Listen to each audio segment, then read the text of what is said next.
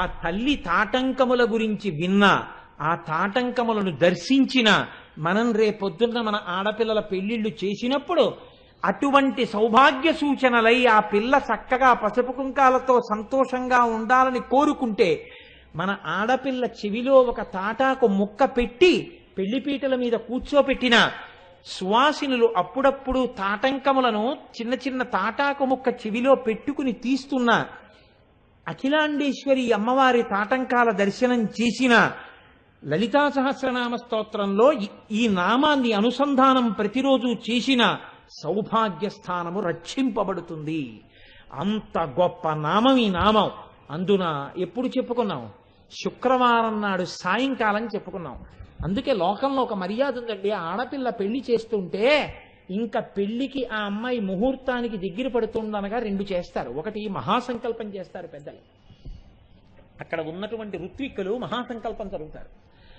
సువాసినులు ఏం చేస్తారంటే తప్పు లేకుండా చదవడం వచ్చిన వాళ్ళని తీసుకెళ్లి ప్రత్యేకంగా వాళ్ళని చక్కగా కూర్చోపెట్టి శ్రీమాత దగ్గర నుంచి అమ్మవారు ఆ మెడలో ఉన్నటువంటి మాంగళ్యం ఉన్నటువంటి వరకు కామేశబద్ధ మాంగళ్య సూత్ర శోభిత కంధర, మహాకామేశ్వరుడి చేత కట్టబడినటువంటి మంగళ సూత్రము ప్రకాశిస్తున్నటువంటి కంఠమున్న తల్లి అన్న నామం వరకు వాళ్ళు చదువుతూ ఉండగా తాళి కట్టిస్తే ఆ పిల్ల జీవితంలో చక్కగా అన్ని విధాల అభ్యున్నతిని పొందుతుంది. అంత గొప్ప నామాల్ని, ఆ నామాలు వినడం వల్ల మన సౌభాగ్యాన్ని మనం నిలబెట్టుకోగలిగిన శక్తిని మనకి కృప చేస్తూ వసిన్యాది దేవతల చేత ఆ రోజున అమ్మ స్తోత్రం చేయిస్తే, వ్యాస భగవానుడు గ్రంథస్థం చేస్తే, శంకర భగవత్పాదుడు సౌందర్యలహరినిస్తే, భాస్కర రాయల వారు వ్యాఖ్యానం ఇస్తే, ఈనాడు ఇంత పరమ పవిత్రమైన అసుర సంధ్య వేళ మనం చక్కగా అమ్మవారి గురించి ఈ నామాన్ని నా చేతనైనంత మేర, అమ్మ పలికించినంత మేర మీకు చెప్పి ఉన్నాను. పరమభక్తితో అవధరించి ఉన్నారు. ఈ కారణం చేత అందరి ఇళ్ళు సౌభాగ్య స్థానములై చక్కగా పిల్లా పాపలతో పసుపు కుంకాలతో సంతోషముగా ఉండే స్థితి కలుగుగాక. భక్తులైనటువంటి వారందరూ కలిసి దేవాలయ ప్రాంగణంలో కలుసుకుని సాధ్యమైనన్ని రోజులు చక్కగా ఇలా నామం చెప్తుంటే ఏమవుతుంటుంది అంటే కొన్ని కోట్ల మార్లు ఈ నామం జరిగిపోతుంది. ఈ జరిగిపోయిన నామం ఏం చేస్తుందంటే అంత తేలిగ్గా ఏం విడిచిపెట్టదు. మీరు చెప్పిన ఈ నామం, దేవాలయంలో కూర్చుని చెప్పిన నామం ఒక్క మాట చెప్తే 1000 మాటలు చెప్పిన దానికి సమానం. మనకి ఇప్పుడు దీని యొక్క అదృష్టమేమో, దీని యొక్క గొప్పతనమేమో మనకి తెలియదు. కానీ ఎదర కష్టాల్లోంచి గట్టెక్కడానికి, ఉత్తర జన్మలలో మనం మంచి జన్మని పొందడానికి, ఉత్తర జన్మలలో సుఖాలకి, జ్ఞానం కలగడానికి, భక్తి కలగడానికి ఇది హేతు అవుతుంది. 2, ఈ ప్రాంగణం అంతా కూడా ఈ భగవన్నామం చేత పునీతమైపోయి ఇక్కడ కూర్చుని భగవంతుని యొక్క స్మరణ చేసినా, ఒక కోరిక కోరుకున్నా అది తీర్చగలిగినటువంటి సమర్థత పెరుగుతుంది దేవాలయానికి. 2, క్రమక్రమంగా ఇది తపోభూమి కింద మారిపోతుంది. నేను ఈ మాట ఎందుకంటున్నాను అంటే, నేను ఒక గంటన్నర సేపు ప్రసంగం చేస్తున్నాను అనుకోండి, ఆ ప్రసంగ సమయమునందు నేను ఉండేటటువంటి విధానం ఒక తపస్సు. ఎందుకంటే ఇంకొక రకమైన ఆలోచన ఏది నా మనస్సులోకి రావడాన్ని అంగీకరించడానికి అవకాశం ఉండదు. ఎందుకంటే ఇంకొక ఆలోచన ఏదైనా లోపలికి వచ్చేసింది అనుకోండి, నేను చెప్తున్నది తడబడిపోతుంది. అందుకని 1 గంటన్నరో 2 గంటలో నా మనస్సు ఏకీకృతమై భగవత్ సంబంధమైన విషయమునందు మాత్రమే నిలబడిపోయి ఉంటుంది. నేను చెప్తుండగా ఇక్కడ కూర్చున్న వాళ్ళందరూ ఏకాగ్రతతో ఆ విషయాన్ని వింటూ ఉంటారు. దానివల్ల ఏమైపోతుంది అంటే శృణ్వం తపః, వినడం తపస్సు, చెప్పడం తపస్సు. ఎక్కడ ఈ 2 తపస్సులు ఏకీకృతమయ్యాయో అది ఇంతకాలం జరిగిన తర్వాత ఇది తపోభూమిగా మారుతుంది. మారిన తర్వాత ఎవరైనా కొంచెం మనస్సు బాధతో ఉన్న వాళ్ళు ఉన్నారనుకోండి, వాళ్ళు వచ్చి దేవాలయంలో కూర్చోగానే వాళ్ళకి మనశ్శాంతి కలుగుతుంది. ఇక్కడికి వచ్చి కూర్చునేటప్పటికి ఏదో మనసు సేద తీరిందండి, ఒక చక్కటి ప్రశాంతత కలిగిందండి అంటాడు. ఆ స్థితి దేనివల్ల వస్తుంది అంటే అందరం కలిసి సామూహికంగా భగవన్నామని చెప్పి భగవత్ కథా శ్రవణం చెయ్యడం వల్ల వస్తుంది. కనుక మీకు నేను నిన్నటి రోజు వరకు కొన్ని నామములను చెప్పి ఉన్నాను. ఇవాళ తాటంకయుగళీభూత తపనోడుప మండల అని పిలుస్తున్నారు అమ్మవారిని. ఇది చాలా పరమ పవిత్రమైనటువంటి నామములలో ఒకటి. అంటే ఏ నామము పవిత్రము కానిదంటూ ఉండదు, కానీ సౌభాగ్యమును కటాక్షించడం చేత దీని శక్తి మిక్కుటంగా ఉంటుంది. ఈ నామాన్ని మీరు కొంచెం జాగ్రత్తగా పరిశీలనం చేయండి. ఇందులో ప్రారంభం చేస్తూనే అంటున్నారు, తాటంక యుగళీభూత తపనోడుప మండల. యుగళి అంటే రెండు అని, యుగళ గీతము అంటే ఇద్దరు కలిసి పాడిన పాట అని కదండి.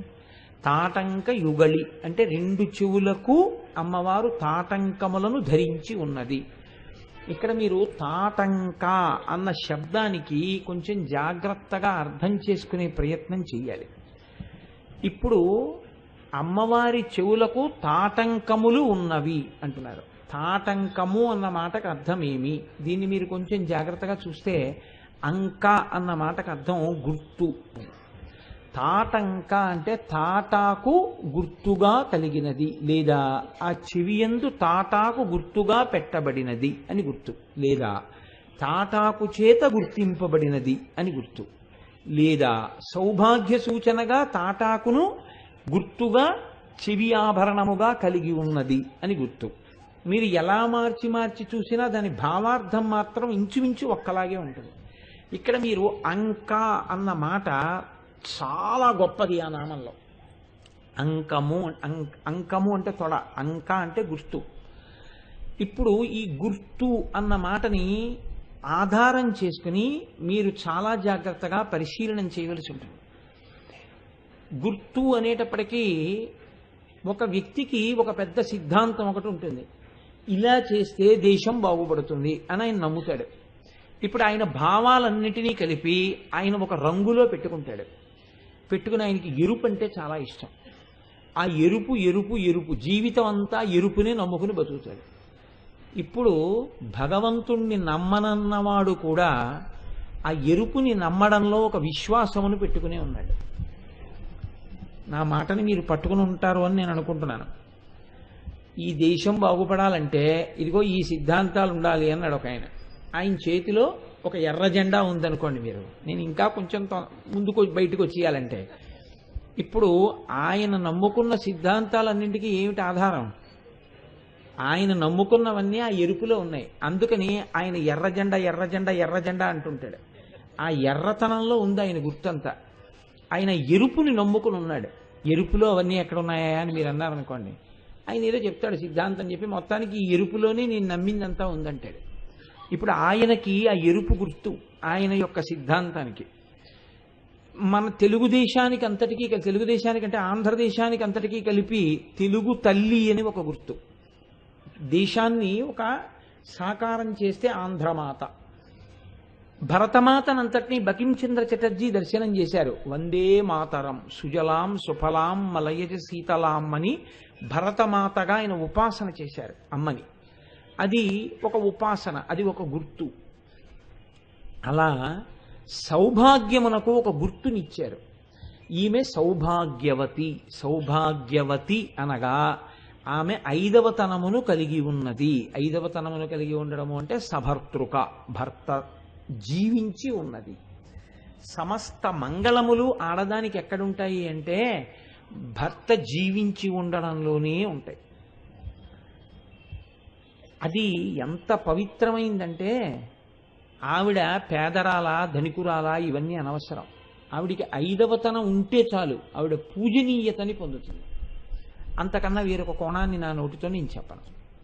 కాబట్టి ఇప్పుడు ఆ ఐదవతనం అనేటటువంటిది అంత ముఖ్యమైనది అయి ఉంటే, ఈ ఐదవతనము ఉన్నది అనడానికి, ఉన్నది నిలబడడానికి ఏదైనా ఆధారములు ఉన్నాయా లోకంలో అంటే రెండిటిని చాలా పవిత్రంగా చెప్తారు ఐదోతనానికి. రెండే, ఒకటి తాళి, రెండు తాటంక. ఆడపిల్లకి చెవులు కుట్టిస్తారు, మగపిల్లవాడికి చెవులు కుట్టిస్తారు. చెవులే ఎందుకు కుట్టించాలి మీరు ఆలోచించండి. కుట్టించడం అంటే ఏదో చింపేసి కత్తిరించి కుట్టించడం అని కాదు. మీకు అందరికీ తెలుసున్న విషయాలే. కన్నం పెట్టడం, అది కూడా ఎక్కడ పడితే అక్కడ కాదు. ఇది మృదులాస్థి అంటారు ఇక్కడ. మృదులాస్థి అంటే ఎముక మెత్తగా ఉంటుంది కాబట్టి మడత పడుతుంది. ఆ మాటకు వస్తే చెవిలో కూడా మృదులాస్థి ఉంటుంది, అందుకే ఎముక ఉన్నా ఇలా అంటే మడత పడుతుంటుంది. ఈ చెవికి కింద తమ్మె అంటారు దీన్ని. ఈ తమ్మికి కుట్టిస్తారు. ఇది మగపిల్లవాడికి కుట్టిస్తారు, ఆడపిల్లకి కుట్టిస్తారు. ఎందుకు కుట్టించాలి అని అడిగారు. అడిగితే దీని మీద ఒక భాష్యం ఉంది. ఎందుకు కుట్టించాలో. కర్ణవేధ అని ఒక సంస్కారం అది. ఎందుకు చేస్తారంటే ఈ చెవులు ఓంకారము యొక్క సూచనతో ఉంటాయి. ఓం ఎలా ఉంటుందో ఇది అలా ఉంటాయి. కానీ దీనికి అన్న పూర్ణత్వం ఉండదు. సనాతన ధర్మమునందు అంటారు, ఒక వయస్సు వచ్చేంత వరకు ఈ చెవి తమ్మిని సూర్యకిరణాలకి అడ్డు పెట్టి వెనక నుంచి చూస్తే ఒక సన్నటి రంధ్రం కనపడుతుంది అంటారు. ఆ రంధ్రం దగ్గర రంధ్రం చెయ్యాలి అని. ఎందుకంటే చెవి లోపలికి ధ్వని వెడుతుంది, గాలి పోసుకుందామని ఎవడో అనుకోడు. చలిగాలి వస్తోంది అని మూసేస్తారు, దూది పెట్టేసుకుంటారు. అమ్మో చలిగాలి ఎక్కువగా ఉందండి అని దూది పెట్టుకుంటారు. కానీ వినపడకుండా చెవి పూసుకుంటున్నాను ఎవడండో. లోకంలో ధ్వనులు వింటారు అందరూ. శరీరంలో ఈ చెవిలో ఈ తమ్మెయందు మాత్రం గాలి తగిలి వెనక్కి వెళ్ళకూడదు. అందుకని ఈ తమ్మి కుట్టిస్తారు. కుట్టించడం అంటే దానికి ఒక కన్నం చేస్తారు. కన్నం చేస్తే అందులోంచి గాలి బయటికి వెళ్ళాలి. అలా వెళ్ళితే అన్న పూర్ణత్వం వస్తుంది. అప్పుడు అది ఓం అవుతుంది. అకార ఉకార మకార పూర్ణ పక్కన ఉన్నటువంటి ఆ నాదము కలిస్తే ప్రణవం అవుతుంది. ఇది ప్రణవం అయితే తప్ప దీనికి ఉపదేశం పొందడానికి అర్హత ఉండదు. ఈ కుడి చెవి ఉపదేశం పొందడానికి అర్హతను ఎప్పుడు సంపాదించుకుంటుంది అంటే చెవి కుట్టిస్తారు. అంటే ఒక్కొక్క పరిస్థితుల్లో ఒక్కొక్క దీక్షయందు అలా లేకపోయినా చేస్తారు. కానీ వైదికమైనటువంటి సంప్రదాయంలో చెవి కుట్టి ఉండడమే మంచి పద్ధతి. నావి కుట్టి లేవు కదా అని నేను దానికి అబద్ధాలు ఆడేయడం మంచి పద్ధతి కాదు. కాబట్టి చెవికి కన్నం పెట్టి ఒక ఆభరణం పెడతారు. అది మగపిల్లవాడి విషయంలో కర్ణవేధ అంటారు. ఆడపిల్లకి చెవి కుట్టినప్పుడు వివాహం జరిగే సమయంలో ఏం చెయ్యాలి అని అడిగారు. వివాహం జరిగే సమయంలో పిల్ల గౌరీ తపస్సు చేసి పెళ్లిపీటల మీదకి వెళ్ళి కూర్చుంటుంది. మొట్టమొదట పెళ్లి కొడుకు నేనున్నాను అని గుర్తు ఇది అంటూ మెళ్ళో తాళి కడతాడు. తాళి కట్టిన తరువాత ఆడపిల్ల చెవికి తాటాకు తగల్చాలి, లేదా కొత్త తాటాకు ముక్క ఒకటి ఆమె చెవి కన్నంలోకి దూర్చాలి అని అన్నారు. ఎందుకని అని అడిగారు. అడిగితే సహజంగా ఆడదానికి సౌభాగ్యమును నిలబెట్టుకోగలిగిన శక్తి ఒకటి ఉంటుంది. అది ఎక్కడ ఉంటుందో తెలుసా అండి? సర్వమంగళారూపంలో ఆడదాని యొక్క గుండెల మీద మంగళసూత్రంగా ఉంటుంది. కంఠము నుంచి తాడు ఉండి మంగళసూత్రం ఉంటుంది. శతమానాలు అంటారు అలా ఉంది వాటిని. అవి కళ్ళకద్దుకుంటారు. అది కొబ్బరి బొండం మీద పెట్టి కట్టిస్తారు. ఇది ఎవరు ప్రతిరోజు ఆ సర్వమంగళాదేవత అక్కడ ఉన్నదని నమ్మి ఉపాసన చేశారో ఆవిడ ఏం చెయ్యగలుగుతుంది అంటే భర్తకి గండం వస్తే ఈవిడ ఉపాసన తప్పిస్తుంది. అందుకే లోకంలో ఎవరికైనా ప్రమాదం వచ్చి తప్పిందనుకోండి, ఆవిడ మాంగళ్య బలం అండి అంటారు. రెండోది ఆ తాడ సంబంధం ఉన్నదే తాటంక, చెవిలో పెట్టినటువంటి తాటాకు ముక్క. ఆ సమయంలో చెవిలో తాటాకు ముక్క ఉండి తాళి కట్టిన తరువాత ఒకవేళ ఏ కారణం చేతనైనా తీసేసిన తాటాకుని చెవికి కమ్మలు పెట్టారు అంటారు మన వాళ్ళు. మీరు విన్నారో లేదో, మీరు వింటారో వినకపోవడం ఉండదు, నేనే ఏదో పెద్ద తెలుసున్నట్టు అలా అంటుంటానంతే. చెవి కమ్మలు పెట్టుకున్నాడు అంటారు, చెవి కమ్మలు పెట్టుకున్నది అంటారు. కమ్మలు కాదు దాని మాట, చెవికి పెట్టబడిన కమలము అసలు దాని పేరు. ఆ కమలం ఏమైపోయిందంటే రాను రాను లోకంలో చెవి కమలము, చెవి కమలములు, చెవి కమ్మలు అయిపోయాయి. ఆఖరికి కోకనదము కాకినాడ అయిపోయినట్టు. అలా ఇప్పుడు ఇక్కడ తాటాకు ముక్కని తీసేసిన కమలమును పెట్టుకుంటారు. కమలం అంటే ఎలా పడితే అలా ఏ ఆభరణం పడితే ఆ ఆభరణం ఉండడానికి వీల్లేదు. మన ఇష్టం వచ్చినట్టు పేరు పెట్టుకోకూడదు, మన ఇష్టం వచ్చినట్టుగా ఆభరణాన్ని పెట్టుకోకూడదు. రెండింటి యందు నియతి ఉంటుంది. మధ్యలో ఉబ్బెత్తుగా ఒకటి ఉంటుంది, దాని చుట్టూ కొన్ని రాళ్ళు పొదగబడి ఉంటాయి. అలా ఉంటే కమలము యొక్క కర్ణిక దుద్దు ఎలా ఉంటుందో అలా ఉండి దాని చుట్టూ దళములు ఎలా ఉంటాయో రేకులు విచ్చుకున్నట్టుగా చుట్టూ రాళ్ళుండి మధ్యలో ఉబ్బెత్తుగా ఒక రాయి ఉంటుంది. దీన్ని దుద్దు అనేవారు పూర్వం. చెవికి దుద్దులు పెట్టుకున్నారు అనేవారు. ఇక్కడ దుద్దు పెట్టుకుంటారు. అలాగే ఈ చెవికి జూకాలు అంటారు, అంటే కొంచెం ఇలా గొడుగులా వేలాడుతుంటాయి. అవి కేవలం ఏంటంటే సౌందర్యోపాసనం కొరకే తప్ప అసలు చెవికి సౌభాగ్య సూచనగా పెట్టుకునేవి ఏవి అంటే కేవలముగా చెవి కమలములు, అనగా చెవి కమ్మలు ఇప్పటి భాషలో చెప్పాలంటే, లేకపోతే చెవికి పెట్టుకునేటటువంటి దుద్దు. ఈ సమయంలో తాటాకు తగిలిస్తారు, ఆ కన్నంలోకి తాటాకు పెడతారు ఒకసారి. ఎందుకు పెడతారు అంటే అదే తాటాకు చేత గుర్తింపబడిన ప్రదేశం అయి ఉంటుంది కనుక తాటంకము. మగపిల్లవాడికైతే పుట్టుజుత్తులు తీయనివ్వండి, ఒకవేళ కర్ణవేధ చేయనివ్వండి, ఏది చేసినా తండ్రికి తప్ప ఎవ్వరికి అధికారం లేదు ఒళ్ళో కూర్చోబెట్టుకోవడానికి. తెలిసి తెలియక ఇవాళ రకరకాల శాస్త్రాలు వచ్చాయి. మేనమామ ఒళ్ళో కూర్చోబెట్టి చెవులు కుట్టించాలి, మేనమామ ఒళ్ళో కూర్చోబెట్టి పుట్టుజుత్తులు తీయించాలి, తాతగారి ఒళ్ళో కూర్చోబెట్టి పుట్టుజుత్తులు తీయించాలి. నేను చెప్తున్నది వేదాన్ని ఆధారం చేసుకుని చెప్తున్నాను. వేద మంత్రములు ఉన్నాయి దాని మీద. ఒక్క తండ్రికే అధికారం. కర్ణవేధ చేసేటప్పుడు ఒళ్ళో కూర్చోబెట్టుకోవడానికి కానీ, లేదా పుట్టుజుత్తులు తీయించుకునేటప్పుడు ఒళ్ళో కూర్చోబెట్టుకోవడం కానీ తండ్రి మాత్రమే కూర్చోబెట్టుకోవాలి. కూర్చోబెట్టుకుంటే దాని వలన పొందేటటువంటి లక్షణం వేరు. కర్ణవేధ చేసినప్పుడు పిల్లవాడు ఏడిస్తే తేనె తప్ప ఏదీ పట్టవద్దని చెప్పింది శాస్త్రం. తేనె నాకించాలి నాలికి. అలా ఎందుకు నాకిస్తారు అంటే మళ్ళీ దాంట్లో బోలెడన్ని రహస్యాలు చెప్తారు. కాబట్టి ఆడదాని చెవికి చెవి కమ్మలు అంటే కమలము అంటే మధ్యలో రాయి, చుట్టూ ఉండేటట్టు పొదగబడినటువంటి రాళ్ళు. ఈ తాటాకు ఎందుకు తగిలిస్తారు అంటే అసలు దాని పేరు తాటంక కాదు. మొదట్లో అది తాళి ఎలా వచ్చిందో అలాగే అది కూడా తాళంక. ఈ తాళంక ఏమైందంటే కాలగతి ఎందు తాడంక అయింది. తాళ, తాళి, తాటి, ఈ తాడంక. ఈ తాడంక ఏమైపోయిందంటే తాళంక అయిపోయింది, తాటంక అయిపోయింది. అయిపోయి తాటంక యుగళీభూత తపనోడుప మండల అంటే అమ్మవారి యొక్క చెవి యందు కూడా తాటాకు చేత గుర్తు పెట్టబడిన చెవులు. అంటే ఇప్పుడు మీకేమర్థమవుతోంది? అమ్మవారి చెవులు సౌభాగ్య సూచనలు. అమ్మవారి సౌభాగ్యం తరగని సౌభాగ్యం. అది పరమశివుడు ఎప్పుడూ సంతోషంగా ఉండగలుగుతున్నాడు అంటే, ఆయనని కాలము గ్రసింపలేదు అంటే అమ్మవారి చెవికి పెట్టుకున్నటువంటి ఆభరణము యొక్క గొప్పతనం. తాళ శబ్దము మీద ఆడదాని మెడలో ఉండేవి, మెడలోనూ చెవిలోనూ ఉండేవే ప్రధానమైనవి. ఒకటి తాళి, ఒకటి తాటంక. రెండు తాటాకు సంబంధమే. తాటాకుకే ఎందుకు ఇచ్చారు ఈ గొప్పతనం అంటే తిన్నగా అమ్మవారి యొక్క శక్తి ప్రవేశించిన సౌభాగ్య వస్తువులు కొన్ని ఉన్నాయి. ఆ వస్తువులు కేవలం సౌభాగ్య సూచనలు. పొరపాట్న కూడా వాటికి సువాసిని యొక్క కాలు తగలకూడదు. అవే ఎర్రపూలు. ఎర్రపువ్వు ఎక్కడన్నా కనపడింది అనుకోండి, సువాసిని వెంటనే తీసేయాలి, దాన్ని తొక్కకూడదు ఎప్పుడు. ఎర్ర పువ్వు, అనుములు మనకి ప్రసాదంగా ఇస్తుంటారే అనుములు. అనుములు సువాసిని ప్రసాదంగా తిన్నప్పుడే చాలా జాగ్రత్తగా ఉండాలి అనుముల్ని. అందులో సువాసిని అయితే చెప్పులు విప్పి ఒక చోట కూర్చుని తిని వెళ్ళిపోవడం మంచిది. అనుములు సౌభాగ్య వస్తువులు.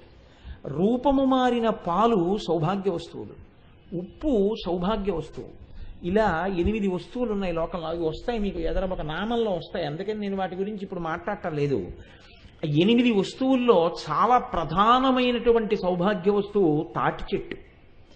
ఈ తాటి చెట్టు ప్రధానంగా తాటాకు సౌభాగ్యమునకు చిహ్నమై ఉంటుంది. దాని యందు అమ్మవారి యొక్క ప్రకాశము విస్తీర్ణంగా ఉంటుంది.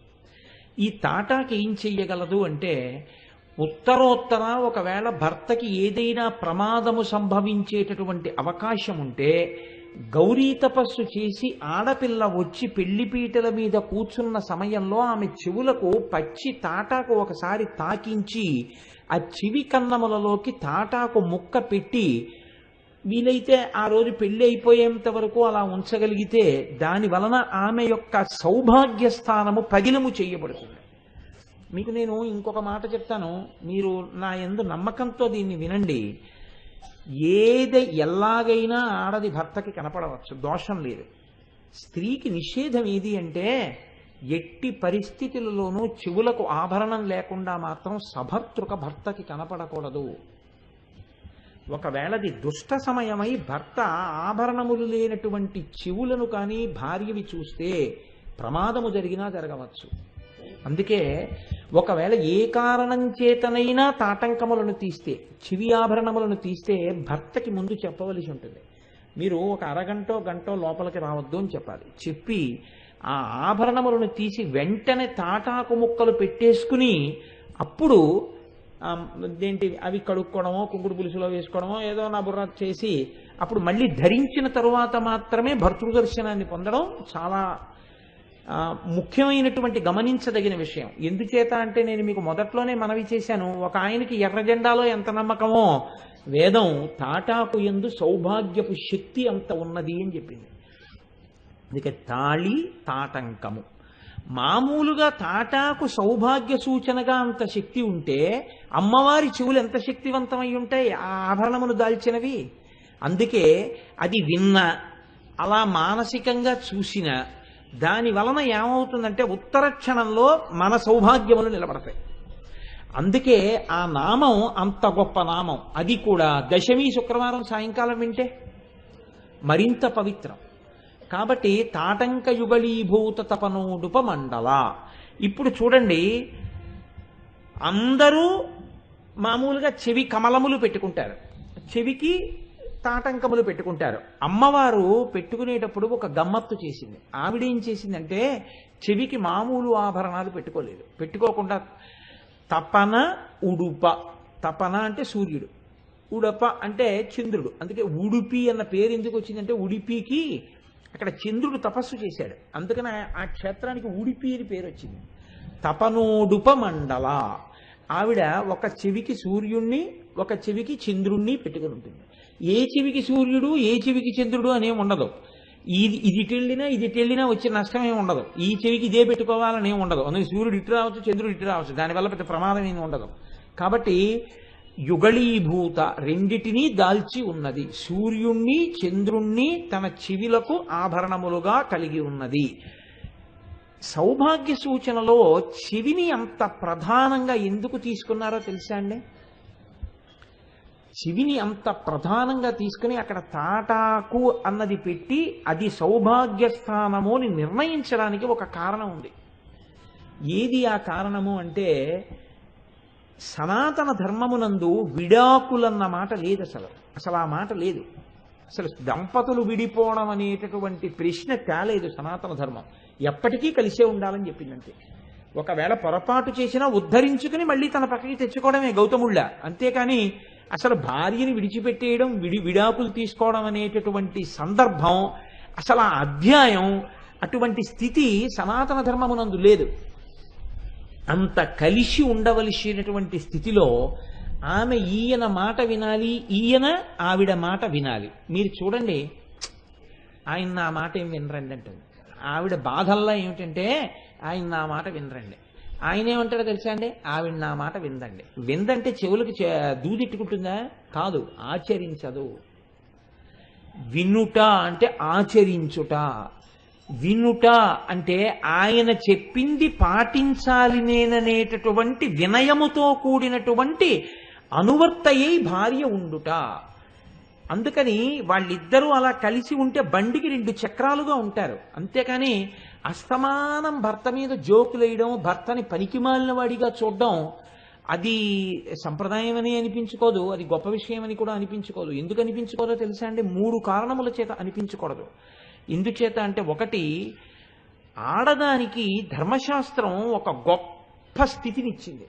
ఏది ఆ స్థితి అంటారేమో, భర్త దైవమే.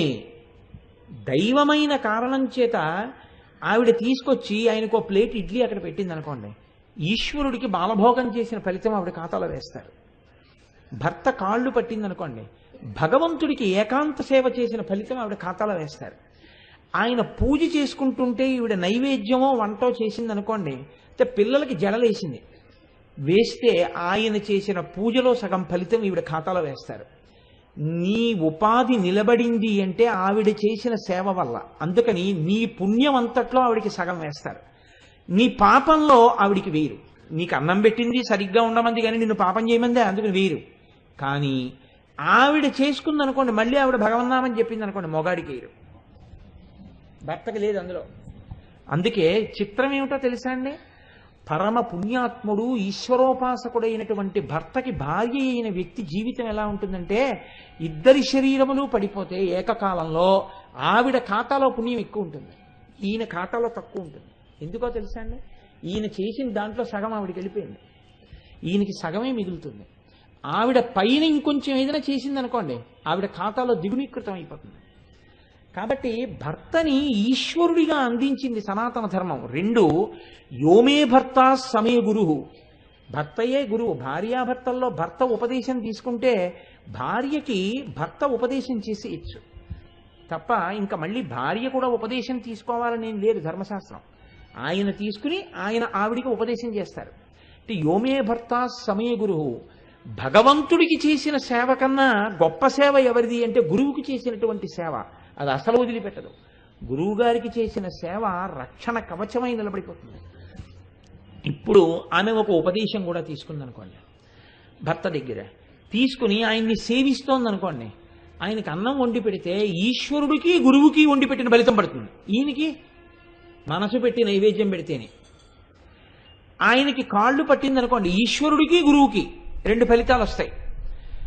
ఆవిడ చేసిన ప్రతిదానికి ఇన్ని ఫలితములు ఆవిడికి పడుతూ ఉంటాయి. శాస్త్రం మినహాయింపు ఎక్కడివ్వలేదంటే అధిక్షేపణ యందు ఇవ్వలేదు. భర్తని అధిక్షేపిస్తే పాపం వేయకుండా ఉంటారా అని అడిగింది. ఒక్క నాటికి అలా ఉంచామండి. నీకిన్ని సౌకర్యాలు ఎందుకు ఇచ్చామంటే భర్తని దైవంగా చూస్తావని, ఆయన కూడా అలా ఉంటాడని నమ్మింది ధర్మశాస్త్రం. నీవు ఆయనని అధిక్షేపించి అస్తమానం నీ జోక్కులు వేయడానికి అన్నింటికీ ఆయన స్టాక్ అయితే నీకు పుణ్యం ఉండదు, నీవు పాపమును మూట కట్టుకుంటావు.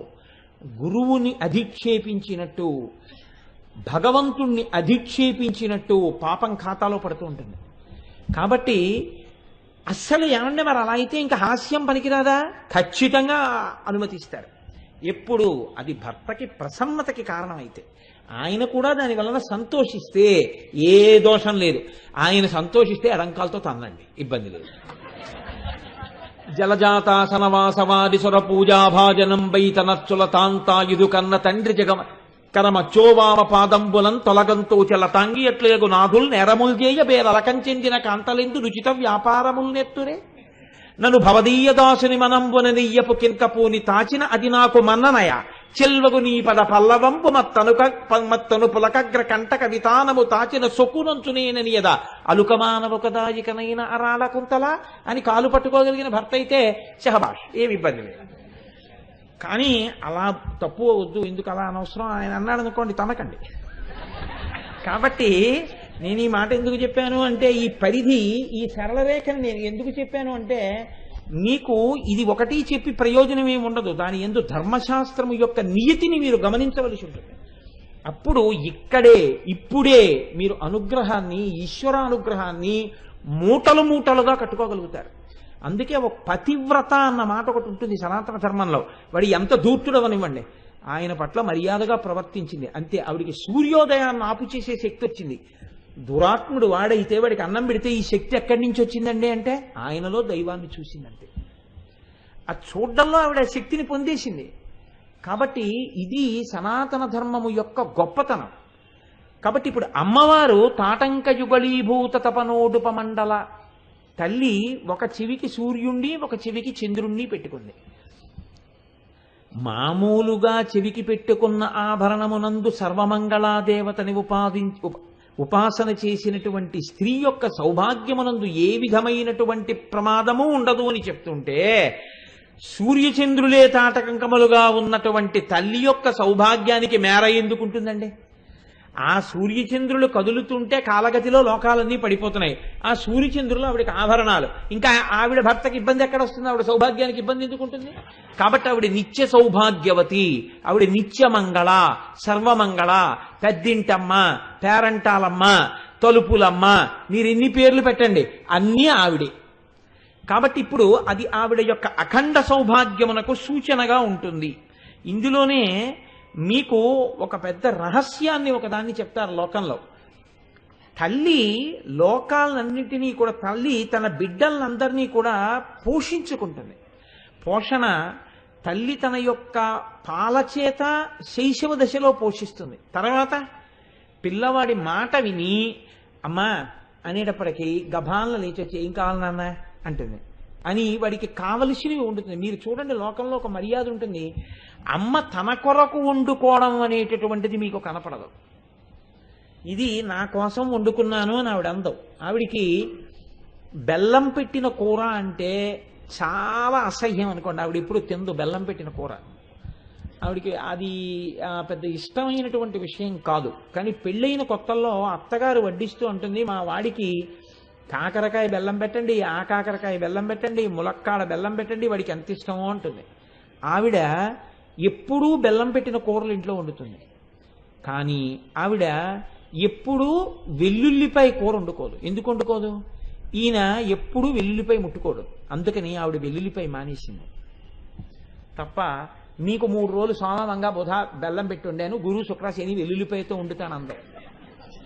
తన కొరకు వండుకోవడం అమ్మకి రాదు, బిడ్డల కొరకు వండడమే అమ్మకొచ్చు. మీరు అందుకే చూడండి, లోకంలో మర్యాద ఉంటుందండి. తండ్రి పదార్థం పెట్టడానికి తల్లి పదార్థం పెట్టడానికి చాలా తేడా ఉంటుంది. నేను ఇలా అన్నానని కాదు, మీరు గమనించండి.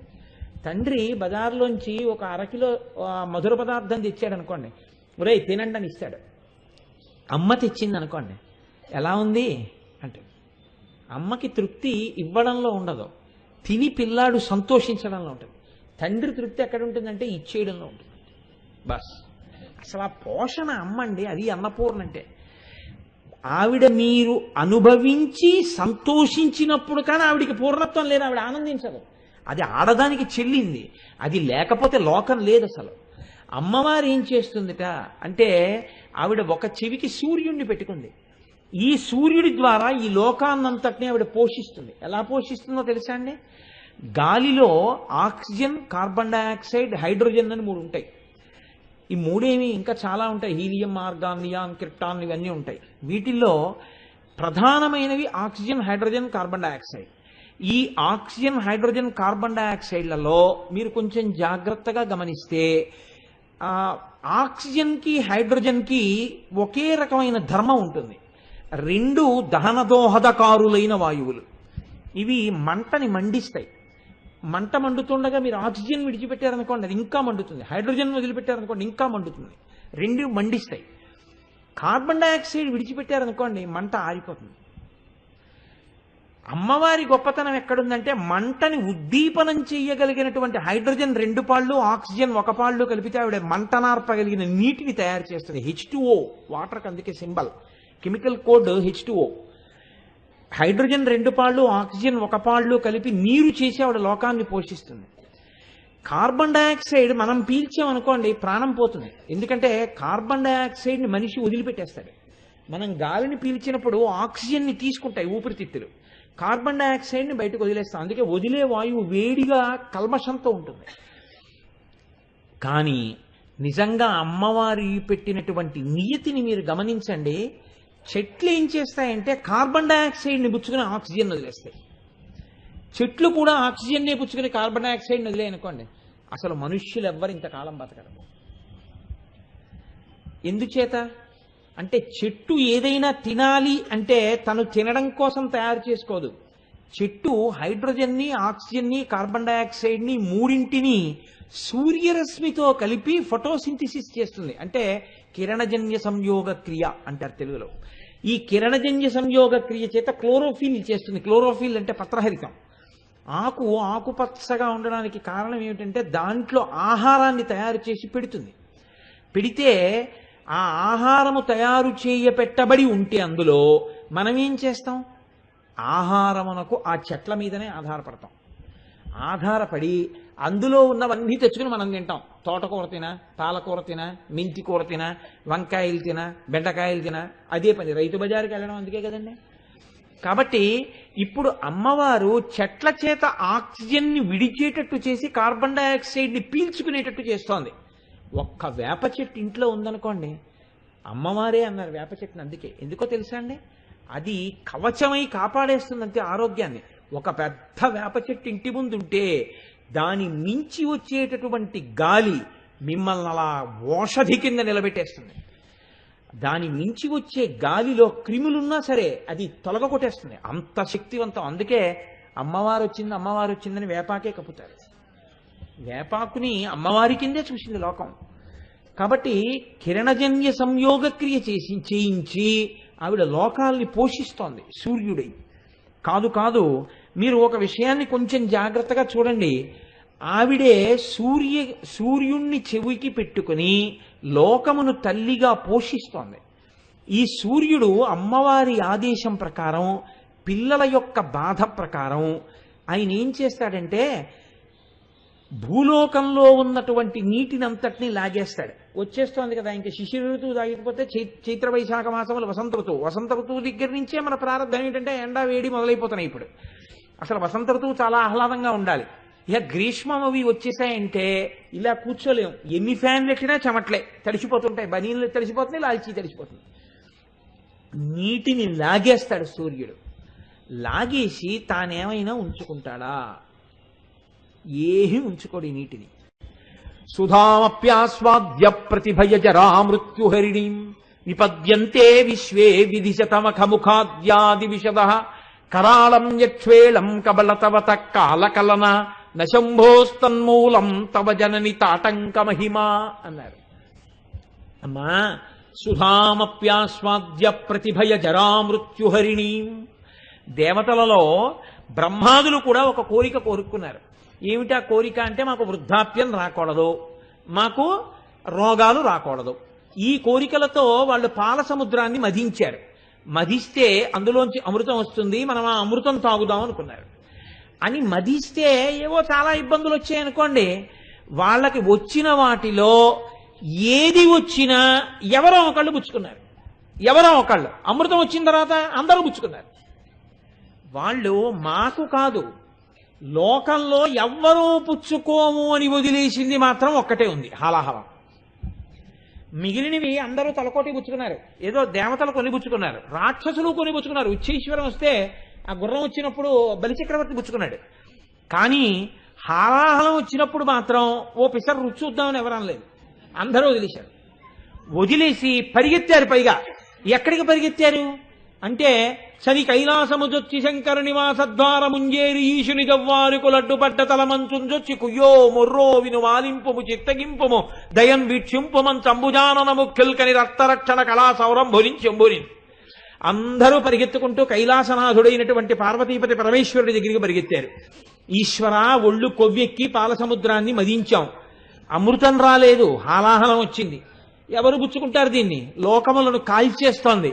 అది సముద్రం మీదకి దూకితే సముద్రాలు ఇంకిపోయాయి, అరణ్యం మించెడితే అరణ్యాలు కాలిపోయాయి. దాని వేడి చూడలేకపోయారు. హాలాహలం యొక్క గొప్పతనం ఏమిటో తెలుసా అండి? మీరు హాలాహలము అన్నప్పుడు ఒక కోణంలో చూస్తే దాన్ని చూసిన వాడు లేడు, దాన్ని ఆగి ఇలా వెనక్కి తిరిగి ఇలా చూసిన వాడు లేడు. ఎందుకు లేడో తెలుసా అండి? దాని వేడటువంటిది సెగ కొట్టేస్తోంది కళ్ళల్లోకి. సెగ కళ్ళల్లో కొట్టేస్తోందని అసలు దాని వంకిలా చూడలేదు, వెన్నిచ్చి పారిపోయారు అందరూ. పారిపోయి అందరూ పరిగెత్తింది ఎవరి దగ్గరికి? మీరు లోకంలో ఒక మర్యాద చూడండి. ఏదైనా విపత్తు వస్తే ఓ పని చేయండి, మీరేమో ఎందుకైనా మంచిది మీరు ఆయన దగ్గరికి ఒకసారి వెళ్ళండి, ఆయన సెల్ కట్టేశారు, మీరు వాళ్ళ ఇంటికి వెళ్ళండి, ఒకవేళ ఆయన ఉంటే నాకు అక్కడి నుంచి ఫోన్ చేయండి. ఈలోగా ఎందుకైనా మంచిది సేఫ్ సైడ్గా నేనేమో ఈయన దగ్గరికి వెళ్తాను, ఇక్కడి నుంచి ఫోన్ చేయిస్తానంటారు. ఇంతమందికి ఎవరు గుర్తొచ్చారో తెలుసా అండి? హాలాహలం వచ్చినప్పుడు శివుడు ఒక్కడే గుర్తొచ్చాడు, ఎవ్వడూ గుర్తు రాలేదు. అంటే లోకములను రక్షించగలిగినటువంటి శక్తి, ఎంతటి అగ్నినైనా లోపలికి పుచ్చుకోగలిగిన అమృతము ఎవరై ఉన్నారు? పరమశివుడై ఉన్నాడు. కాబట్టి ఇప్పుడు అందరూ చని కైలాసము జొచ్చి అండంలో పోతన గారి హృదయం అది. శంకరుని వాసద్వారముంజేరి. మర్యాద ఎటువంటిది అంటే లోపలికి తోసుకుపోవడానికి వీల్లేదు. ఆ ద్వారం దగ్గర నిలబడి కుయ్యో మొర్రో విను మాలింపుము చిత్తగింపుము ఎలా పడ్డాయో పోతన గారికి, మహానుభావుడికి. అయ్యా మహానుభావ, రక్షించు. ఎవడండి బాధపడినవాడు కుయ్యో మొర్రో అంటాడు. ఏమిటి వీళ్ళ బాధ అంటే ఆయన ఒక్కడే పరిగెత్తట్లేదు. ఏమిట్రా అంత వేడిగా ఉంది అనలేదు. పాలసముద్రం దగ్గరే ఉన్నారు శ్రీ మహావిష్ణువు. బయటికి వచ్చి చూసి దాన్ని చూసి పరిగెత్తిన వాళ్ళలో బ్రహ్మగారు ఉన్నారు. ఎందుకని? ఆయన ఏమిట్రా ఇంత చప్పుడు వస్తోంది అని చెప్పి బయటికి వచ్చి చూసి అక్కడికి వచ్చారు. అందుకే ఆ పరిగెత్తిన వాళ్ళల్లో బ్రహ్మగారు ఉన్నారు అని చెప్పారు. చని కైలాసముజొచ్చి శంకరుడి వాసద్వారముంజేరి ఈశుని జవ్వారికులడ్డు పట్టతల మంచుంజొచ్చి కుయ్యో మొర్రో విను మాలింపుము చిత్తగింపుము దయన్ వీక్షింపుమంచ అంబుజానన ముఖ్యుల్. బ్రహ్మగారితో సహా అక్కడే ఉన్నారు ఆ రోజున. ఎవరు ఎక్కడా లేరు. ఎందుకని? అందరికీ ఉపద్రవం వచ్చింది. విపరీతమైనటువంటి తుఫాను వచ్చేసి గంటకి 180 నుంచి 200 కిలోమీటర్ల వేగముతో ఈదురుగాలులు వీయవచ్చు. కూకటి వేళ్లతో సహా పెద్ద పెద్ద వృక్షములు పెకలింపబడవచ్చు. టెలిఫోన్ తీగలు తెగిపోవచ్చు. ఎక్కడా ప్రసార సాధనములు పనిచేయకపోవచ్చు. ప్రజలు అప్రమత్తులై ఎత్తైన ప్రాంతములకు చేరుకోవలసిందిగా విజ్ఞాపన. సముద్రం లోతట్టు ప్రాంతములలో చేపలను వేటాడుటకు మత్స్యకారులు వెళ్లరాదని ఆజ్ఞాపించడమైనది. విపరీతమైనటువంటి వర్షముల చేత లోతట్టు ప్రాంతాలన్నీ జలమయమైపోతాయి. కాబట్టి రెవెన్యూ అధికారులందరూ కూడా అప్రమత్తులై ఖాళీలు చేయించి ఎత్తు మీద ఉన్న పాఠశాలలకు ప్రజలను తరలించవలసినదిగా ముఖ్యమంత్రి మరీ సమావేశం పెట్టి అధికారులను ఆజ్ఞాపించి ప్రతి అరగంటకి పరిస్థితిని అంతటినీ కూడా అంచనా వేస్తున్నారు. హైదరాబాద్ నుంచి బయలుదేరి ప్రత్యేకంగా రైలులో వచ్చేస్తున్నారు. అనేక చోట్ల పట్టాలు మునిగిపోయాయి కాబట్టి రైళ్లు తిరగట్లేదు, బస్సులు ఆగిపోయాయి, రోడ్లకి చెట్లు అడ్డంగా పడిపోయాయి అని కరెంటు పోయి టీవీ కూడా ఆగిపోయింది అనుకోండి. ఇప్పుడు చూసొద్దామని వీధిలోకి వెళ్తారా? ఎవడు వెళ్ళడు. ఎవడింట్లో వాడు బిక్కు బిక్కు బిక్కు బిక్కుమంటూ అందరూ తలుచుకునేటప్పుడు అప్పటి వరకు అంత వాణ్ణి నేనన్నవాడు కూడా ఈశ్వరుడికి వ్యతిరేకంగా చాలా గొప్ప ప్రసంగం చేసేటోడు. వేదిక దిగిపోయాక ఇన్నాళ్ళు ఈశ్వరుడి గురించి విన్నాం, ఈశ్వరుడు లేడని కూడా చాలా బాగా ప్రసంగం చేశారండి. ఎక్కడ ఇంత శక్తి మీకు అన్నారట? ఏదో భగవద్ అనుగ్రహం లేండి అన్నట్టు అలా ఉంటుంది. అప్పుడు అందరికీ ఈశ్వరుడే కావాలి. అప్పుడు ఈశ్వరుడు ఈశ్వరుడు ఈశ్వరుడని మొదలు పెడతారు. అలా ఇప్పుడు ఉపద్రవం వచ్చిన తర్వాత ఎక్కడికి వెళ్ళారు? అందరూ కైలాసానికి చేరారు. చేరితే ఆయన అన్నాడు, ద్వారపాలకులు అడ్డు పెడుతున్నారు శూలాలు, ఆగండి, ఎక్కడికి వెడతారు? మీ ఇష్టం వచ్చినట్టు పరిగెత్తడమేనా? వస్తారు ప్రభు. ఏమిట్రా పిల్లలందరూ ఏదో అరుస్తున్నారు, ఏదో పెద్ద అబ్బాయి బ్రహ్మగారి కంఠంలా ఉంది, బావమరిది విష్ణువు కంఠంలా ఉంది, ఏమిటి వీళ్ళందరూ వచ్చారు ఇవ్వాలని పాపం ఆయన గబగబా లోపల నుంచి పాశించ ఘంటాం ఠంగ్ ఠంగ్ అని గంటలు వాయించుకుంటూ ఆయన బయటకు వచ్చారు. ఆయన తెలియదేంటి, సర్వజ్ఞుడు. ఆయన అన్నాడు, ఏమిటి ఇలా వచ్చారు అంతమంది? అబ్బాయి ఏం లేదండి, బాహుశక్తిన్ సురాసురుల్దని అప్పాలవెల్లి మధింప హాలాహలంబు జనించే ఏరి కలంఘమై భువనంబు కోలాహలంబు చేసి చిచ్చులాగమంగుని ప్రాణి సందోహమున్ బతికింపరే దయ దొంగిలింపగనీశ్వర. ఒళ్ళు కొవ్వి పాలసముద్రం చిరికాం, ఉన్న శక్తులు చాలక ముసలితనము రాకూడదు, రోగాలు రాకూడదు, అమృతం దాగేద్దామని. అది రాలేదు, హాలాహలం వచ్చింది. ఇప్పుడు మేం కాదు, ప్రాణికోట్లు అన్నీ పోతున్నాయి. కాస్తది మీరు పుచ్చుకుంటారేమో అని వచ్చాము. ఆయన ఏమనాలండి, మీ మొహం ఏడచాన్ని తలుపేసేయాలి, లేదా మీరు ఎటు పరిగెడుతున్నారో చెప్పండి నేను వస్తాను. ఈయన రెండూ అనలేదుట.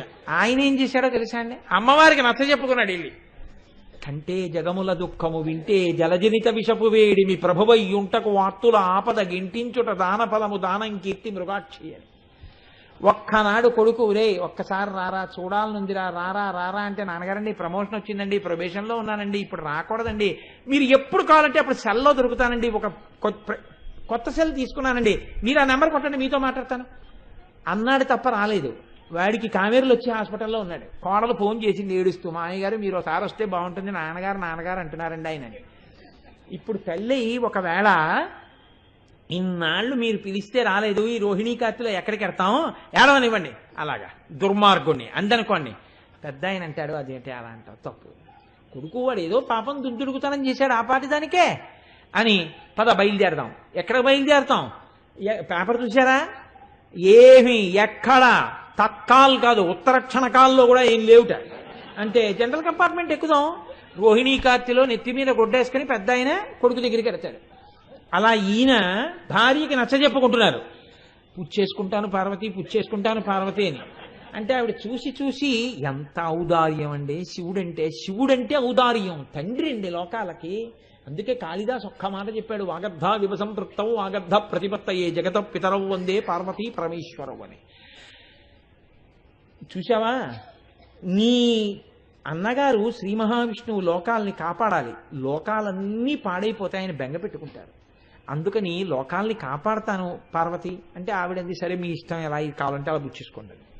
ఇప్పుడు ఆయన బయటికి వచ్చి అందరూ చూడ్డానికి భయపడ్డారు. ఈయన దానికి ఎదురెళ్ళి దాన్ని చేత్తో పట్టుకున్నారు. పట్టుకుని ఇలా నలిపారు. దాన్ని నేరేడు పండంత చేశారు. చేసి జంబూఫలంబున సర్వంకషమున్ మహావిషమునారా ఆహారించే హేళాగతి దాన్ని చక్కగా నోట్లో పెట్టేసుకున్నారు. నోట్లో పెట్టేసుకుని మింగి కడుపులోకి వదిలిపెట్టకుండా ఆ కంఠంలో పెట్టుకున్నాడు కాబట్టి ఆయనకి నీలకంఠ అని ఒక పేరు వచ్చింది. అయితే ఇక్కడ ఒక గమ్మత్తైనటువంటి విషయం ఒకటి చెప్తుంటారు. శివానంద లహరిలో శంకరాచార్య వారు ఎప్పుడు ఎలా కావాలో అలా తిప్పేస్తారు ఆయన సంఘటనని. ఆయన అన్నారు, నువ్వు మహాజ్ఞానివి కదా, నీకు అలంకారాల మీద ఆసక్తి ఉండదు. మా తల్లి పార్వతీదేవి మెళ్ళో ఏదైనా వేసుకోండి అంత తెల్లగా ఉంటారు, ఏమీ వేసుకోరు, ఎప్పుడు మీరు మీ సింప్లిసిటీ అంటోందని మళ్ళీ బయట ఆభరణాలు వేసుకోవడం ఇష్టం లేక మెళ్ళో కంఠంలో హాలాహలం పెట్టుకుంటే నీలపతాకంతో కూడిన మణి వేసుకున్నట్టు ఉంటుందని హాలాహలం కంఠంలో పెట్టుకున్నావా శంకరా అని అడిగారు. అలా ఆయన ఆ రోజున నీలకంఠుడయ్యాడు. ఇప్పుడు శంకరాచార్యులు వారు అంటారు, సౌందర్యలహరి దగ్గరికి వచ్చేటప్పటికి అన్నారు, సుధామప్యాస్వాద్య ప్రతిభయచరా మృత్యుహరిణీం విపద్యంతే విశ్వే విధిశతమఖముఖాద్యాది విశద.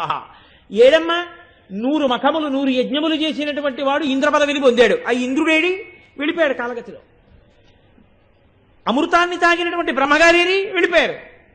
ఒక్కొక్క యుగంలో ఒక్కొక్క బ్రహ్మగారు వెళ్ళిపోతుంటే అయ్యో లోకాలన్నింటినీ సృష్టించడానికి మొట్టమొదట వచ్చినటువంటి వాడు పెద్ద ఈయన పుర్రె కూడా బొత్తిగా అలా పడిపోవడమే బాగుండదని పాపం ఆ పుర్రెకి ఏమైనా మంచి స్థానం ఇద్దాం అనుకున్నట్ట.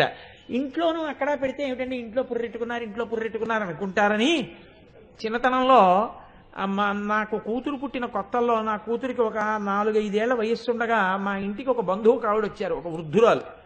ఆవిడ వాష్ బేసిన్ దగ్గర మొహం కడుక్కుంటూ ఆవిడ కట్టుడు పళ్ళు తీసి వాష్ బేసిన్ మీద పెట్టి ఆవిడ మర్చిపోయింది ఆ పళ్ళు పెట్టుకోవడం. మర్చిపోయి ఏదో మాట్లాడుతూ ఉరే అని నాతో మాట్లాడుతూ వచ్చేసింది. చక్కగా 6:30కో ఎప్పుడో లేచి బ్రష్ అట్టుకుని మా అమ్మాయి వాష్ బేసిన్ దగ్గరికి నిద్రకాళ్ళతో వెళ్ళి ఇలా చూసింది, పళ్ళు ఉన్నాయి. అమ్మో పళ్ళు నరిచి పారిపోయింది. అంటే అవి చిన్ననాన్నమ్మ పళ్ళమ్మ అని ఎంత చెప్పినా మర్నాడు ఈ జ్వరం వచ్చిందానికి. ఆ జ్వరంలో పళ్ళు అని కలవరించేది. అలా పుర్రె తీసుకొచ్చి ఇంట్లో పెడితే ఏ పిల్లలో వస్తే బెంగెట్టుకున్నారనుకున్నారో ఏమో ఆయన. అందుకని ఇంట్లో ఎందుకు గొడవ మెల్ల వేసుకుంటే గొడవ వదిలిపోతుందని ఓ పుర్రె వేసుకున్నట్టు. అది మెల్లమెల్లగా ఏమైందంటే ఓ పెద్ద హారం ఒకటయింది. అంటే ఇప్పుడు పుర్రెలమాల ఎందుకు వేసుకున్నాడు అంటే ఆయన చేతకాక వేసుకోలేదు. ఒక్కొక్క యుగంలో వెళ్ళిపోయినటువంటి బ్రహ్మగారుల పుర్రెలన్నీ బొత్తిగా రుద్రభూమిలో పారేస్తే ఏం బాగుంటుందని మెడలో వేసుకుంటూ వచ్చాడు. ఇన్ని బ్రహ్మల పుర్రెలున్నాయి. బ్రహ్మమస్తకావళి నిబద్ధతే నమశివాయ అన్నారు శంకరాచార్యుల వారు. ఇంతమంది బ్రహ్మలు వెళ్ళిపోయారు, ఈయన మాత్రం అలాగే ఉన్నాడు. ఇలా ఎలా ఉండిపోయాడో తెలుసా అమ్మా? అమృతం తాగిన వాళ్ళు వెళ్ళిపోయారు, 100 యజ్ఞాలు చేసిన వాళ్ళు వెళ్ళిపోయారు, ఈయన మాత్రం చక్కగా కొత్త పెళ్లి కొడుకులా అలాగే ఉన్నాడు. జుట్టు కూడా తెల్లబడదు. ఎందుకు తెల్లబడదు అంటే అమ్మా ఆయన శక్తి కాదులే అమ్మా. సుధామప్యాస్వాద్య ప్రతిభయజరా మృత్యుహరిణీం విపద్యంతే విశ్వే విధిశతమఖముఖాద్యాది విశద కరాళం యక్షేళం కబలతవత కాలకలనా నశంభోస్తన్మూలం. అది శంకరుడి గొప్ప కాదమ్మా, తవ జనని తాటంక మహిమ. అమ్మా నీ చెవులకి తాటంకాలున్నాయే ఆ సౌభాగ్య సూచన యొక్క గొప్పతనం. అందుకే విషం తగిన బతికున్నాడమ్మా ఆయన అన్నారు శంకరాచార్యులు గారు. తాటంకములు ఎంత గొప్ప సౌభాగ్య సూచనలో శంకర భగవత్పాదులు సౌందర్యలహరిలోన ఆ శ్లోకంలో చెప్పారు. అదే తాటంకాలతో శంకరాచార్యులు వారు ఇంకొక అద్భుతమైనటువంటి శ్లోకరచన చేశారు. అసలు శంకరులకి ఎలా వస్తాయిరా ఈ ఊహలనిపిస్తుంది. శంకర వాంగ్మయం ఏమి శంకర వాంగ్మయం అంటే నిజంగా మహానుభావుడిది. కాలడి శంకరుడు కైలాస శంకరుడు. ఈశ్వర సర్వ విద్యానాం ఈశ్వర సర్వభూతానాం బ్రహ్మాధిపతి బ్రహ్మణోధిపతి బ్రహ్మ శివోమే అస్తు సదాశివోం ఈశాన సర్వ విద్యానాం అని కదా. అందుకే మహానుభావుడు అటువంటి సాహిత్యాన్ని అటువంటి వాంగ్మయాన్ని ఇవ్వగలిగారు. కనుక మనకి ఆ తల్లి తాటంకముల గురించి విన్న, ఆ తాటంకములను దర్శించిన మనం రేపొద్దున్న మన ఆడపిల్లల పెళ్లిళ్లు చేసినప్పుడు అటువంటి సౌభాగ్య సూచనలై ఆ పిల్ల చక్కగా పసుపు కుంకాలతో సంతోషంగా ఉండాలని కోరుకుంటే మన ఆడపిల్ల చెవిలో ఒక తాటాకు ముక్క పెట్టి పెళ్లిపీటల మీద కూర్చోపెట్టిన సువాసినులు అప్పుడప్పుడు తాటంకములను చిన్న చిన్న తాటాకు ముక్క చెవిలో పెట్టుకుని తీస్తున్న అఖిలాండేశ్వరి అమ్మవారి తాటంకాల దర్శనం చేసిన లలితా సహస్రనామ స్తోత్రంలో ఈ నామాన్ని అనుసంధానం ప్రతిరోజు చేసిన సౌభాగ్య స్థానము రక్షింపబడుతుంది. అంత గొప్ప నామం ఈ నామం. అందున ఎప్పుడు చెప్పుకున్నాం? శుక్రవారం నాడు సాయంకాలం చెప్పుకున్నాం. అందుకే లోకంలో ఒక మర్యాద ఉందండి. ఆడపిల్ల పెళ్లి చేస్తుంటే ఇంకా పెళ్లికి ఆ అమ్మాయి ముహూర్తానికి దగ్గర పడుతుందనగా రెండు చేస్తారు. ఒకటి మహాసంకల్పం చేస్తారు పెద్దలు, అక్కడ ఉన్నటువంటి ఋత్విక్కులు మహాసంకల్పం జరుగుతారు. సువాసినులు ఏం చేస్తారంటే తప్పు లేకుండా చదవడం వచ్చిన వాళ్ళని తీసుకెళ్లి ప్రత్యేకంగా వాళ్ళని చక్కగా కూర్చోపెట్టి శ్రీమాత దగ్గర నుంచి అమ్మవారు ఆ మెడలో ఉన్నటువంటి మాంగళ్యం ఉన్నటువంటి వరకు కామేశబద్ధ మాంగళ్య సూత్ర శోభిత కంధర, మహాకామేశ్వరుడి చేత కట్టబడినటువంటి మంగళ సూత్రము ప్రకాశిస్తున్నటువంటి కంఠమున్న తల్లి అన్న నామం వరకు వాళ్ళు చదువుతూ ఉండగా తాళి కట్టిస్తే ఆ పిల్ల జీవితంలో చక్కగా అన్ని విధాల అభ్యున్నతిని పొందుతుంది. అంత గొప్ప నామాల్ని, ఆ నామాలు వినడం వల్ల మన సౌభాగ్యాన్ని మనం నిలబెట్టుకోగలిగిన శక్తిని మనకి కృప చేస్తూ వసిన్యాది దేవతల చేత ఆ రోజున అమ్మ స్తోత్రం చేయిస్తే, వ్యాస భగవానుడు గ్రంథస్థం చేస్తే, శంకర భగవత్పాదుడు సౌందర్యలహరినిస్తే, భాస్కర రాయల వారు వ్యాఖ్యానం ఇస్తే, ఈనాడు ఇంత పరమ పవిత్రమైన అసుర సంధ్య వేళ మనం చక్కగా అమ్మవారి గురించి ఈ నామాన్ని నా చేతనైనంత మేర, అమ్మ పలికించినంత మేర మీకు చెప్పి ఉన్నాను. పరమభక్తితో అవధరించి ఉన్నారు. ఈ కారణం చేత అందరి ఇళ్ళు సౌభాగ్యస్థానములై చక్కగా పిల్లా పాపలతో పసుపు కుంకాలతో సంతోషముగా ఉండే స్థితి కలుగుగాక. ఈయన అస్తమానం ఇలా చెప్తాడని మీరు అనుకోకండి. నేను ఇది చాలా పరమ పవిత్రమైన నామం అనుకున్న రోజు మాత్రమే ఈ మాట చెప్తుంటాను. అప్రదక్షిణంగా ఇలా వెళ్ళకండి అమ్మవారి దగ్గరికి. అంటే మర్యాద అని ఒకటి ఉంటుంది, గౌరవం చూపిస్తూ వెళ్ళాలి. అందున సువాసినీత్వం ఉండడానికి కారణం అమ్మవారి అనుగ్రహమే. చక్కగా మీరందరూ ఏం చేస్తారంటే ఇలా ప్రదక్షిణ పురస్సరంగా ఒక్కసారి అలా వెళ్ళి అమ్మవారి దర్శనం చేసుకుని ఇవాళ ఇంటికి వెళ్ళండి. దాని చేత మీ అందరూ సుఖ సంతోషాలతో ఉండాలని నేను ఈ మాట చెప్పాను తప్ప మిమ్మల్ని ఇబ్బంది పెట్టడం నా ఉద్దేశ్యం కాదు అని గ్రహించండి.